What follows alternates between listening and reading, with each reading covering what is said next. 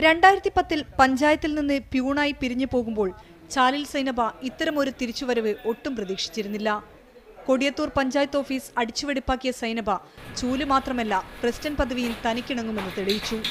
വിരമിച്ച അതേ വർഷം മുസ്ലിം ലീഗാണ് സൈനബയുടെ ജനപ്രീതി തിരിച്ചറിഞ്ഞ് മത്സരരംഗത്തിറക്കുന്നത്.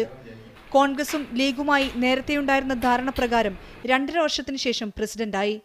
പഞ്ചായത്ത് ഓഫീസിന്റെ ഓരോ മുക്കും മൂലയും സൈനബയോളം അറിഞ്ഞ ഒരാളില്ലായിരുന്നു. ഇപ്പോൾ പഞ്ചായത്തും ചെയ്യാൻ പറ്റുന്ന വേഗം ചെയ്തു കൊടുക്കണം, സ്പീഡ് കൂട്ടണം എന്നാണ് എൻ്റെ അഭിപ്രായം. അത് ഒരു കാര്യത്തിന് ഒരാൾ വരികയാണെങ്കിൽ 2 തവണ വരരുത് എന്നാണ് എൻ്റെ അഭിപ്രായം. എന്നും അന്നും ഞാൻ ജീവനക്കാരിയായെന്നും ഇപ്പോഴും അങ്ങനെ തന്നെ. സ്ത്രീകൾ ഭരണരംഗത്തേക്ക് വരുന്നത് വലിയ മാറ്റങ്ങൾക്ക് കാരണമാകുമെന്നാണ് സൈനബ പറയുന്നത്. സ്ത്രീകളെപ്പോഴും സത്യസന്ധതയോട് കൂടിയായിട്ട് പ്രവർത്തിക്കുള്ളൂ. അല്പം ഭയപ്പാടുണ്ടെങ്കിലും അതിനോട് പിന്നെ ഒരു ആപത്ത് വരില്ല. അപ്പം വിശ്വസിച്ചായിട്ടും ഏത് കാര്യത്തിനും മുന്നോട്ട് പോകാൻ ധൈര്യം ശക്തിയൊക്കെ ഊന്നൽ നൽകാൻ ഈ സ്ഥാനത്തിരിക്കുമ്പോൾ ചിലപ്പം ഗുണം ചെയ്താൽ ദോഷം വരും, ദോഷം ചെയ്താൽ ഗുണം ഉണ്ടാകും. ആ 2 പേടി ഉണ്ടാകും. വീട്ടുകാര്യങ്ങൾ ഒരുപാടുള്ളതിനാൽ ഇത്തവണ നാട്ടുകാര്യത്തിനിറങ്ങുമോ എന്ന് ഉറപ്പു പറയാൻ സൈനബയില്ല.